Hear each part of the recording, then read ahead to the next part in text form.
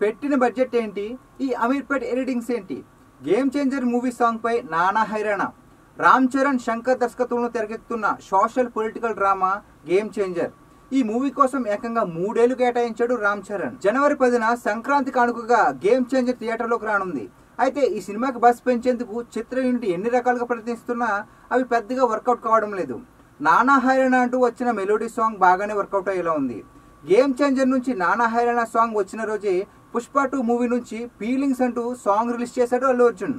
మలయాళ lyrics లో సాగే ఈ ఫీలింగ్ సాంగ్ జనాలకు విపరీతంగా ఎక్కేసింది. దీంతో స్లోగా సాగే నానా హైరాణ సాంగ్ ని మెగా ఫ్యాన్స్ తప్ప ఎవ్వరు పట్టించుకోవడం లేదు.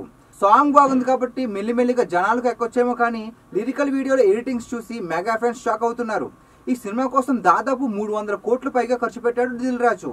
3 ఏళ్ల పాటు షూటింగ్ కారణంగా వడ్డీతో కలిపి అది 450 కోట్లకు పైనే. సాంగ్స్ విషయంలో ఎంతో కేర్ తీసుకున్న డైరెక్టర్ శంకర్ ఈ పాట కోసం చాలా ఖర్చు చేయించాడు. రియల్ లొకేషన్స్ లోకి వెళ్లి ఈ సాంగ్ షూట్ చేశారు.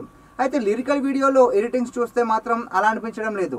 300 కోట్ల సినిమా తీసి అమీర్పేట్ లో 300 రూపాయలకి ఎడిట్ చేసే వాళ్ళతో ఎడిటింగ్ చేయించినట్టుగా ఉందని వాపోతున్నారు అభిమానులు. కలర్ గ్రేడింగ్ పట్టించుకోకుండా ఫోటో స్టూడియోలో లొకేషన్లను అతికించి మేనేజ్ చేసినట్టుగా అనిపిస్తున్నాయని కామెంట్లు వస్తున్నాయి. ఇది కేవలం లిరికల్ వీడియోనే కాబట్టి ఈ ఎడిటింగ్స్ పెద్దగా బాధపడాల్సిన అవసరం లేదు. అయితే సినిమాలో కూడా ఎలాంటి మిస్టేక్స్ కనిపిస్తే మాత్రం తీవ్రమైన ట్రోలింగ్ ఫేస్ చేయాల్సి వస్తుంది. ఇప్పటికీ డైరెక్టర్ శంకర్ ఫామ్ లో లేడు.